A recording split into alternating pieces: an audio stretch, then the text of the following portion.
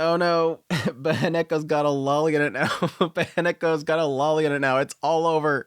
Cancel it. Cancel Beheneko. This show should not exist. I guess it's a good thing this show's not very popular. Otherwise, this would probably be like the biggest stink of this entire week is Beheneko having lollies in it with its ecchi humor and whatnot. But yeah, very interesting kind of changes in the actual manga to the anime adaptation of this episode, and the idea that yes, technically Lily doesn't wear any clothes. So it's like the one point where they could technically just have it show all, the anime doesn't, because in the manga, being a fairy, and typically with a lot of fairies, they don't really wear clothes, whereas the anime adaptation of this, they decided to put clothes on her. Unless they're in the bath. Unless they're in the bath, and that suddenly everything changes. Technically, Fairy is very much changed as well. Like her design is very much so more clothed, which is odd because they had the whole bath scene, which wasn't in the manga, at least not yet. So it's like this wishy-washiness of what they're actually going to censor and what they're going to cover up and whatnot. But anyways, that all aside, episode 6, okay episode. I did enjoy the episode. Really just kind of see Arya and Stella kind of fighting side by side. There's quite a bit that was kind of contextually changed around like how they work together. And I found it very odd that they had 2 scrolls from the labyrinth they went into. That's the weird thing. This labyrinth pops up, they finish the labyrinth, and then they get a reward of 2 scrolls in the anime. And only one activates to give Arya her ability. Each one of these scrolls is supposed to bestow an ability. And the cool thing about this is that they found this scroll in this dungeon, and it's an ancient scroll. Like there's ranks to the actual scrolls and what kind of abilities it gives. And of course, because she's a main character of this show, which is a power fantasy, she has to get an ancient one, which is, again, the highest. But in the anime, they show 2 of them come out of the box. In the manga, there's only one.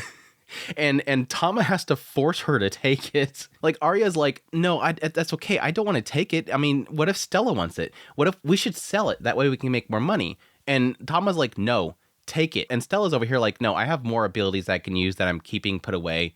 I'm fine. I don't need it. And so literally Tama literally has to like roll it down in front of her face and say, read this stupid thing. You need this. But again, it was very odd. They like specifically went out of their way in the anime to show 2, which was honestly a question I had while I was watching the show before I read the manga. Was like, okay, so what is the other one going to do? Is Stella going to get something? Very weird. But anyways, weird oddity that the anime did there. But yeah, the episode itself was decent. I think there's a little bit way too much foreshadowing happening around this dude, this merchant. It seems pretty obvious that he's going to be taking away Fairy and Lily in order to possibly do something to resurrect his wife. It was very interesting because, like, in the earlier moments, of course, we have them, you know, show the skeleton. Stella gets all thirsty. It's reminding me of when you beat me, and it's making me all doki doki. But no, they end up traveling with this merchant in order to take this skeleton to somebody. And that's where they reveal that, yes, he's going to be selling it to somebody else. They're trying to get a bunch of materials together. There's rumors of a war coming. So that, again, kind of applies itself to what we talked about last episode with Vulcan. That Vulcan was implying that the king was saying that something's coming and that she can't leave yet because she's got some work to do. My assumption there was that they're preparing for war. It seems like it kind of emphasized it more in this episode as Arya is thinking, oh, what if this has something to do with those demons again? Are the demons uprising? That's what that one guy said. It's coming soon. So there's assumption here that something's coming. But no, while they're in the encampment, yes, the merchant's kind of talking about their wife. Now in the manga, how that conversation comes about is that he starts to ask them, why are you two are very beautiful. Arya, Stella, you two are very beautiful. Why aren't you finding yourself a guy? Like, you would be like beautiful wives. Like, he's questioning this whole thing, which is kind of funny because they do have Tama mention in the anime that, like, oh, I kind of had a feeling this guy wasn't giving dirty looks like typically people do. It's because he has a wife. This guy is asking them because he's got experience with his wife that he really, really loved. So there's a lot of emphasis here on his past experience with his wife and how he loved them and everything. Arya's response to this whole thing is that no, she didn't want to settle down and have a husband. She wanted to get stronger so that she could become a hero. Again, the whole thing with the Sword Saint, she bestowed upon her this desire that she wants to protect people. She doesn't want people to get harmed, so she wants to get stronger, become a hero, and protect people from bad things. So it kind of answers that whole question there. But again, more so here, emphasizing this guy really, really does care about his wife.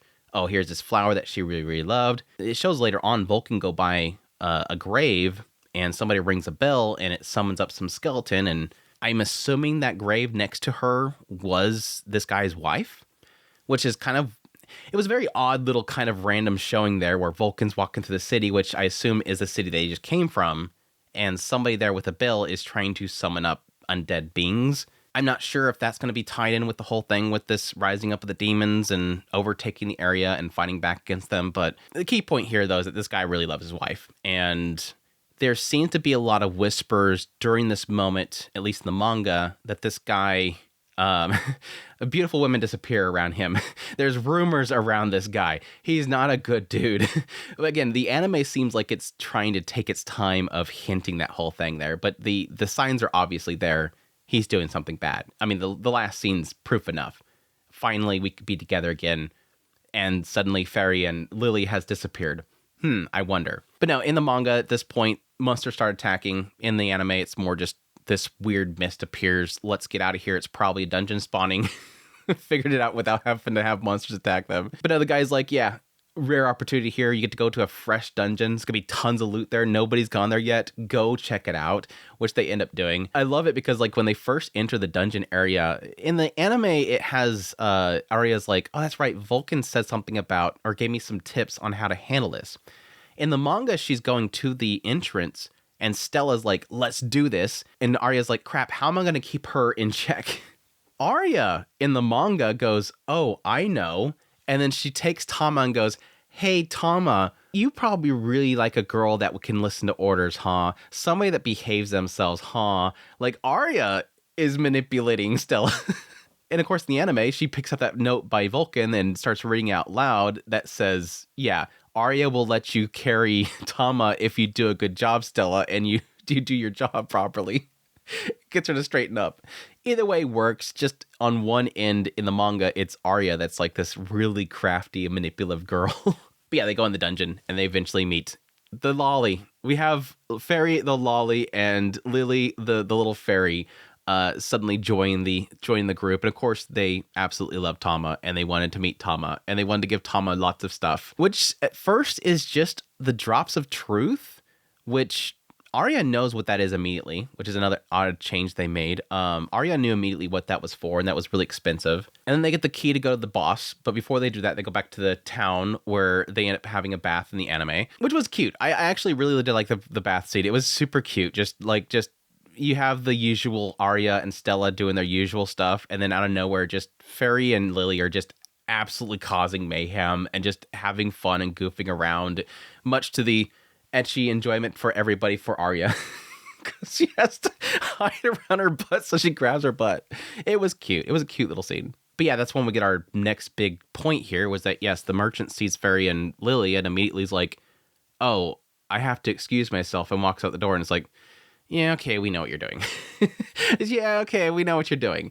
Now, the question is that they go back to the dungeon, and it seems like once they go into the boss's door to go fight the boss, Fairy and Lily are left outside with the food that they got from the merchant. That was kind of cute. The walking around the town was really cute. But no, the assumption is the merchant attacked them at that point. Now, I don't know why he would choose to wait until they went to the dungeon and assume that they would leave them outside the dungeon door and then attack them at that point. And the other question is, did he have a bunch of adventurers with him to help him get into the dungeon and trail them? It's all kind of weird, but it is what it is. He probably ended up just paying somebody to hunt them down, and those people found them there. But yeah, then they fight the boss, and like I said, they're only supposed to get one scroll out of there. It gives her a holy skill, Sacred Blade, so she's super OP now with... It's like she got her long swords back, because again, like with the anime, there was so much emphasis on the idea that she wanted to wear these long swords, just like the Sword Saint, but now she finally gets her big long sword. But yes, in the manga, Tama kind of knows the fact that this thing like cleaves a huge slice in the ground. Like, it is massively OP, which he's perfectly fine with. He's like, I want my master to be super OP. But yeah, fun stuff. I didn't really cover it, but yeah, I love how much emphasis they have on Stella trying to prove to Tama that she's a good team worker, because she just really badly wants that that opportunity to cuddle with him. And sure enough, he finally gets it.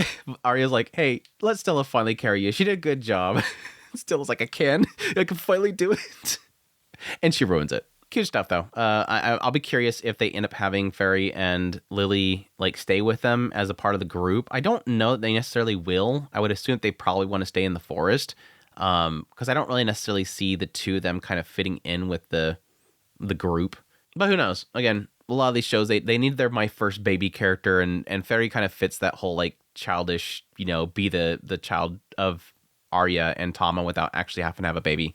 Cute stuff, though. Fun episode. Really, really enjoy it. Looking forward to the next episode. Anyhow, that's my thoughts on the episode. Hope you guys enjoyed this video. As always, if you did, hit the like button down below. If you like this content, you want to support the channel more, I have links in the description below. Greatly appreciate it. Until next time, y'all take care.